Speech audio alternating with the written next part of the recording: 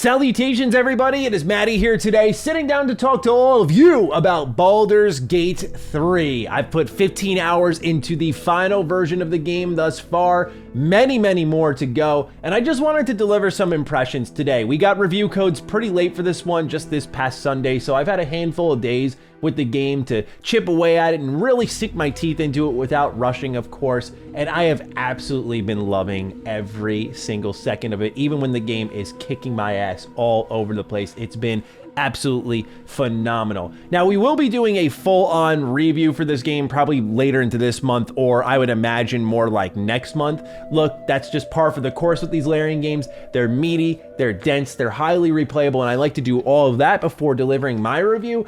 There's actually only one Divinity Original Sin 2 review on this channel, and I dropped it in 2019. Original Sin 2 came out in 2017, if you need any type of reference. So yeah, ladies and gentlemen, I know Larian puts a ton of time into these games to make them highly replayable, so I like to give them the same respect back and put a ton of time into their game before delivering my final verdict. So with that, ladies and gentlemen, if you're new here, if you're into impressions, previews, or of course reviews, you're in the right place. Consider subscribing. Let's begin with just airing out a couple of issues I have with the game so far, just so you're aware of them. I think that's important in a preview setting, is to know what problems may or may not exist before I get into all the really cool stuff. So first and foremost, a little bit of performance issues here on PC where I'm currently playing the game. Performance drops happen in areas with lots of things happening on screen, particularly lots of particle effects. There was one town I arrived in that was on fire, and yeah, the frame rate went right through the floor. This is on my beefy rig over here that has a 3080 in it, so it's no shortage of power that's causing all of this. That's what typically happens with this game, is when things get busy, the frame rate drops. But what I also noticed is generally it's just not a stable frame rate at all. Like, I'll just be running around the world and it's kind of jittery. Is it super noticeable, like you're dipping down to the low 30s? Not at all. Maybe you're fluctuating down to the high 40s, low 50s, but still, I know frame rate is a huge thing for a ton of people. As someone who plays a lot of retro games on Retro Rebound, I don't lose my mind over it, but something you should be aware of. The other thing is the experience when navigating the UI has been improved compared to Divinity Original Sin 2, but it's still a bit messy, especially when combing through your inventory. It's awful, I gotta be honest, but this has always been a problem with their games, and some people like the crunchy nature of taking time to sift through things. I wish it was a bit more organized and layered better. And then last but not least, this isn't really a complaint, but just a fair warning. This game's gonna filter a lot of people because it is super difficult. Now, I love that about these games. I love that no single combat encounter in any Larian game I've played is a cakewalk. That is one of the best parts about it. But a lot of people are looking at this thinking it's gonna be cutesy fun time, and you're gonna get spanked, so be ready. So those are just a few things I wanted to air nice and early. Now I'm gonna fanboy my ass off for the rest of the video, so let's get into that part. So yeah, the spirit of old school golden age, as I like to call it, BioWare, is alive and well here in Baldur's Gate 3. These are things like the camp from Dragon Age Origins, and generally speaking, the presentation when it comes to dialogue in the game. There's also skill checks aplenty. It's basically Dungeons and Dragons where you have tons of dice rolling and various buffs and debuffs factoring into those dice rolls depending on builds you've made, companions who are with you, items you've picked up, and it ties all of this together to give you a ultimate dice roll that allows you to skill check past certain moments in the game, convincing people to walk away from things, give you money, to give you items, to maybe not fight you and still get XP, all this type of stuff. And because combat's so dangerous, it makes these skill checks incredibly valuable. And oh god, do they hurt when you miss them so bad. But this game, just like D&D, you can gain inspiration. And so there are times you'll be able to re-roll a failed dice roll. And that's not necessarily saying that you're guaranteed to succeed, but it does give you a second chance at life if you really want to bypass a certain area without save scumming.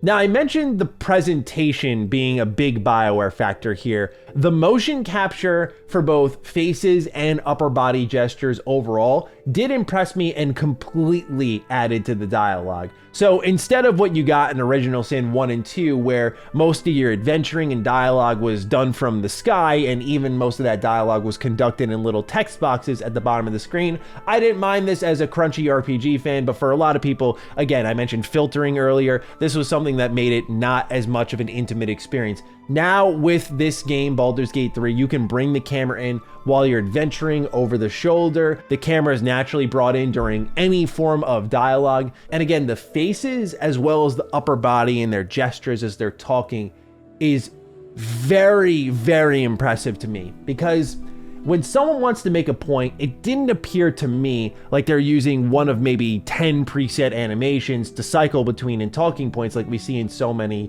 RPGs. I know it's not infinite, but they're used in an intelligent, humanizing way that makes it incredibly believable. It makes these characters feel lifelike. It aids in making them feel real. And when you combine that with, compared to past Larian games, more striking visuals, it adds to the overall presentation package here. This is not just, oh, they're trying to make a higher budget game like some people have sort of hand-waved it away. This type of stuff matters. You can read the emotion on some characters' faces. Now, it's not always perfect. There are moments where, as your character who's not voiced responds to things with really awkward facial animations, that's where it's not perfect. But when characters are talking to you and you see them kind of timing their words with dropping their finger like this sort of way, that type of stuff lights a fire under me. I'm like, that's cool. You just don't see that often in video games. And you may be thinking, Matty, you are such a fanboy. You are completely over exaggerating. And I get that, but I promise you, this is a big deal and makes them feel very believable. And that was clearly the goal here. And to me, I feel mission accomplished thus far. The dialogue in the terms of presentation has been elevated. What you will notice, because everything's of a higher production value, the camera's being pulled in, there's much more animation. Yeah, you don't get 1,000,001 dialogue options like you previously did in older Larian games. In Original Sin 2, you'd have characters speaking to you in theatrics, very Shakespearean. They would bust out a thesaurus for every conceivable word and then tie them all together somehow and give you these absolute novels of dialogue, and then you'd have 1,000,001 responses. It has been shortened a bit, so a common number of replies you'll have in conversations is 3 to 4, which I think is a totally acceptable number. But if you're looking for your 5, 6, and 7s, except for characters that are major ones that you'll have multiple choices and approaches to certain situations and questions to ask, you're not really going to see all of that. But again, I think the trade-off here is worthwhile because you still have the depth of choice that you know is in a Larian game with better, more old school BioWare-like presentation. So it's a real meeting of these two worlds that I appreciate so much, and again, really makes me happy to see. Now, speaking of dialogue and characters and facial capture and all that stuff, let's talk about characters, right? Because that's kind of what defines these games, which, by the way, I've never played Baldur's Gate 1 or 2, and I know some people are like, you're just sitting on those games. I'm gonna try them one day, but I have to admit the combat doesn't look like something that's gonna hold me. I will be the one who gets filtered. So I met 4 major characters: Will, Karlach, Shadowheart, as well as Lae'zel. A lot of these are very early in the game. Let's talk about my girl Karlach. Oh my God. She is awesome. She is amazing. Hot and cold devil who's both parts a fierce warrior and a jokester. Her dialogue is just hilarious, but at the same time, she kicks butt. She's a barbarian that absolutely rinses in combat. We'll talk about combat in a little bit, but she is awesome. Easily, like instantly, one of my favorite characters. Just the voice actress, the spirit of the character. You could tell this is probably like a inside the studio favorite. Like she just has so much going on. She's, again, this devil that is really nice, but also just gets angry in a flash. And she has a contraption within her, which is a heart, like a mechanical heart. It's a very interesting, compelling character with a lot of layers to her just immediately off the get-go. And she's being hunted by paladins and you got to help her out. It's really great stuff. I immediately thought this character was one that I had to learn everything about and is going to be in my party from start to finish. Will is interesting because he sort of feeds off of Karlach in a unique way given their past. Shadowheart is another really cool one. Love her voice actress. I feel all the voice talent they've picked is extremely unique here, which I certainly appreciate, but Shadowheart has this pain going on in her hand, and so she's kind of mysterious to me right now, but because of that, I'm intrigued. I want to keep her around and learn more about her. And Lae'zel, we might even be saying her name wrong, but look, bit of an uphill battle for our girl here because, look, she just has this typical prideful warrior shtick. This is where all the theatrical dialogue went to her and to a undead dude you'll find in your camp.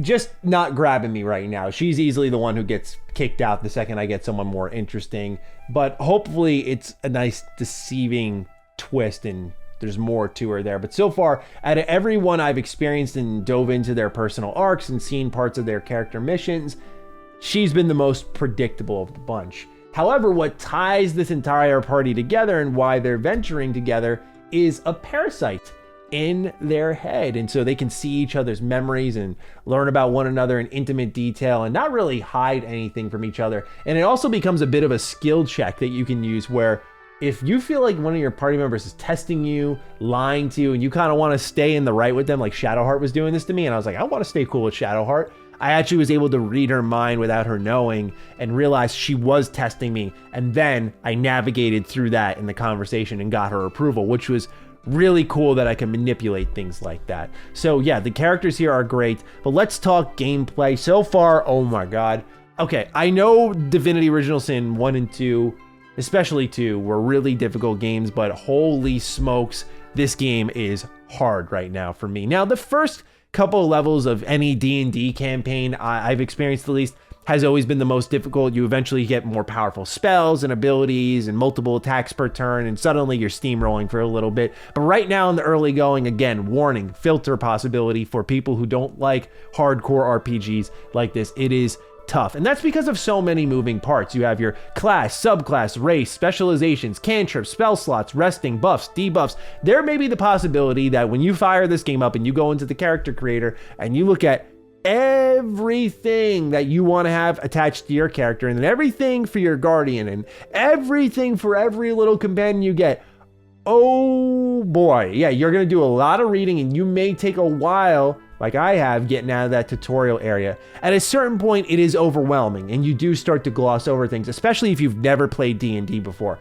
Fortunately, I and many of you out there have, so things like cantrips, I'm like, what is that? I've never heard of that before, right? For a lot of players who haven't gotten to D&D, but this will introduce you to a lot of things in tabletop gaming and might do the adverse thing where you might actually want to go play tabletop after this game and experience all the cool campaigns that some DMs may be making for you. So there's a lot to manage here, and all of those things I mentioned factor into the gameplay. So yeah, it's D&D, and the reason I say all that is it's not just Original Sin 2 with another coat of paint. Yeah, you'll see things in there that you'll remember from those games, like archers doing more damage from high ground and having a better percentage chance of landing their attack, or the world being so highly interactive that you can solve your problems in a multitude of ways. Like I found a character who was in a house that was on fire, and I just took out my bow and arrow and kept shooting the wall nearby, and I made my way in there and was able to save them through a skill check. You can do these types of things, and there were other ways I could have gotten in there, maybe with like a frost spell and taking out the fire, or a water spell, taking out the fire. You can do those types of things like you could in Original Sin 2. And there's even things like you better have a revive scroll on you, because if a character dies, they don't just come back to life at the end of the battle. You either gotta hoof it back to a town that you've already gone to and buy a rectify scroll there, or have one on your party that you can then use to bring them back to life. So yeah, there's a lot of things going on in this combat. It's difficult. Every encounter, they just hit you with these impossible odds, but when you overcome it, it feels so good. And again, it encourages those skill checks where, you know what, like I ran into this one troll-like character that was kicking my butt, but I interacted with them in combat and was actually able to convince him to attack his own tribe. So he helped me out, and then I killed him afterwards and took his loot. So it was cool that I could do those things. So there's intermittent choices everywhere, and the game encourages you to think a lot. What I will say is, for those of you who are watching this and excited for PlayStation 5, is right now I did this whole entire review on an Xbox controller. And what I will say is the controller experience here has been, for the most part,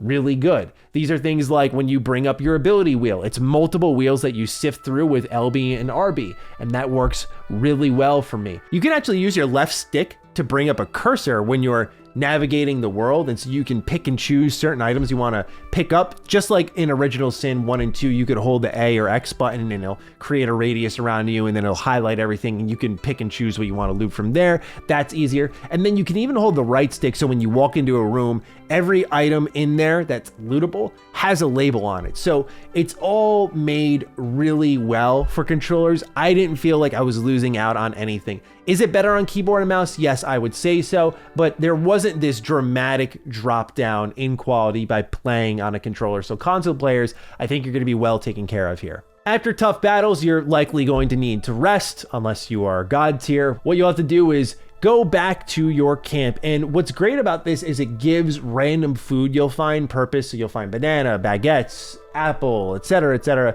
All these items, camp supplies, are supplies that you will spend when you go to rest. And so that'll restore your health. It'll restore your abilities, your spell slots, so that you can take on the next tough battle. So you want to make sure you're using your spells and abilities in those tough battles I was mentioning earlier when you absolutely 100% need to. If you're frivolous with it, yeah, you might dust a certain fight and you could keep resting and resting and resting, but you're going to blow through your supplies. So you have to pick and choose when those abilities are deployed carefully. It's not just, oh, let me restore my mana by sleeping at the nearest inn. You really got to think about this stuff. Now, supplies aren't tough to find, but what I like is it's kind of got that Fallout 4 effect where you're really picking a lot of things from the environment up that typically I wouldn't have messed with anyways in Original Sin 1 and 2. So that's a great improvement there. And while you're at the camp, it gives you an ability to, after a battle, slow down, talk to your party. Hey, how are we doing? What's going on here? Catch up with all of them. And dialogue, I should also have mentioned earlier,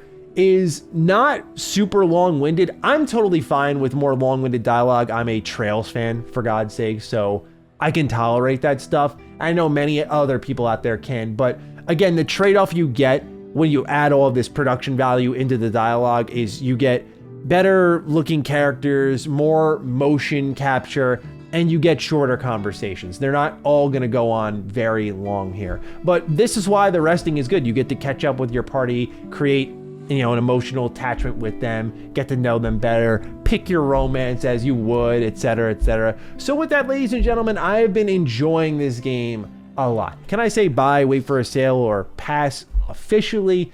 No, I wouldn't feel super comfortable with that because I have yet to see a lot of this game. But right now, if what I am seeing is indicative of the final product, I'm going to be all over this game, and it may shoot up to the top of my Game of the Year list. We shall see. But ladies and gentlemen, those are just some of my impressions on Baldur's Gate 3. I'm looking forward to seeing your thoughts down below. For those of you who played early access or are hotly anticipating this game, please do fire away. And with that, take excellent care of yourselves, and I will see you in the next video. Be sure to follow me on Twitter, follow me on Instagram. Those links are in the description down below. And a big thank you to all the patrons, all the members who continue to support the heck out of the content here. Stay sexy, stay active. I love you all. Peace.